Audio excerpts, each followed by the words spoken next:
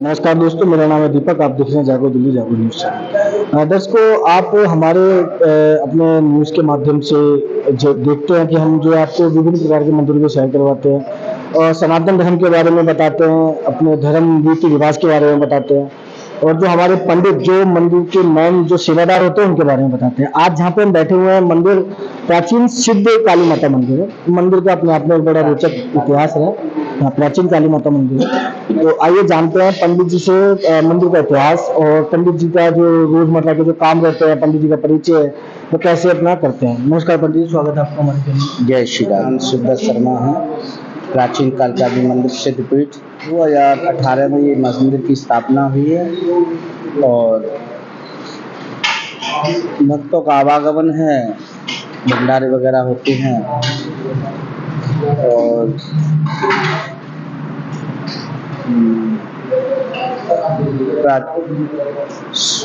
वो ये रोज पूजा पाठ अपना आरती वगैरह कीर्तन है, भजन कीर्तन है, सुंदरकांड है, ये अपने सामाजिक। सुंदरकांड का पाठ रोज होता है पंडित जी? नहीं, सुंदरकांड का मंगलवार को होता है और कीर्तन भी मंगलवार को होता है, शनिवार को कीर्तन होता है, एकादशी को कीर्तन होता है और बाकी आरती वगैरह तो सब रोज होती है। भजन कीर्तन वैसे होते रहते हैं, पर ये तीन बार तो है ही, हफ्ते में 2 बार तो है ही, मंगलवार और शनिवार।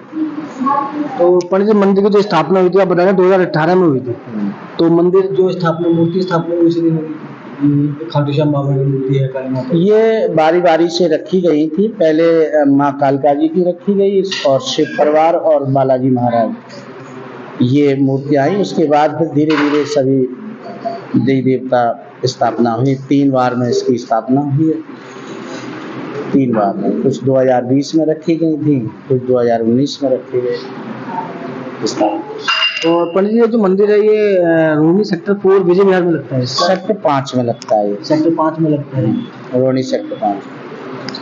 पंडित जी, मैं आपसे पूछना चाहूँगा पर्सनली, जो आपके जो मंदिर के प्रति कोई सामाजिक कार्य होते हैं, जैसे शादी विवाह या जो मंदिर जो है बर्थडे वगैरह हो गया किसी बच्चे का? हाँ, वो सब कार्य यहाँ होते हैं। जो भी करना चाहे निःशुल्क होते हैं, कोई इसका चार्ज नहीं है। कोई चार्ज नहीं? कोई चार्ज नहीं है इसका। और कोई अपनी मर्जी से कोई भी दान पात्र वगैरह में डाल दे वो अलग है, तो मंदिर के कार्य में आ जाते हैं। बाकी मांग जांच कुछ नहीं है।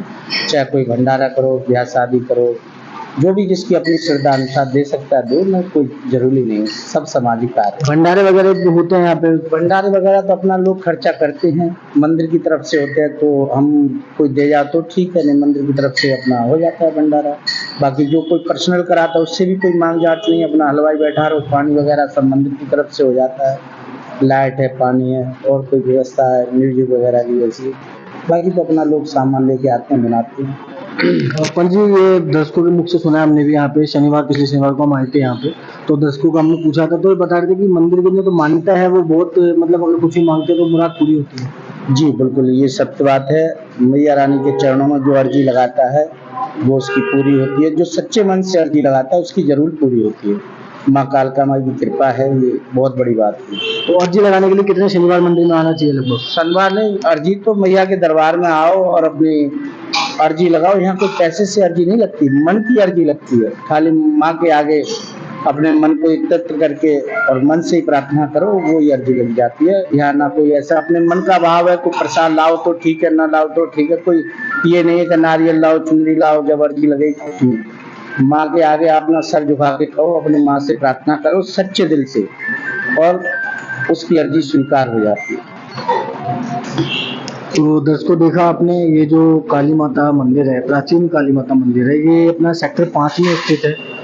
और आइए मंदिर में आके मंदिर की आप देखिए, जो माता के जो चमत्कार हैं, जो शक्ति है उसको आप महसूस करेंगे मंदिर के अंदर आने के बाद। तो इसी के साथ हम विराम लेते हैं यहाँ से। देखते रहिए, दिखाते रहिए जागो दिल्ली जागो न्यूज़ चैनल।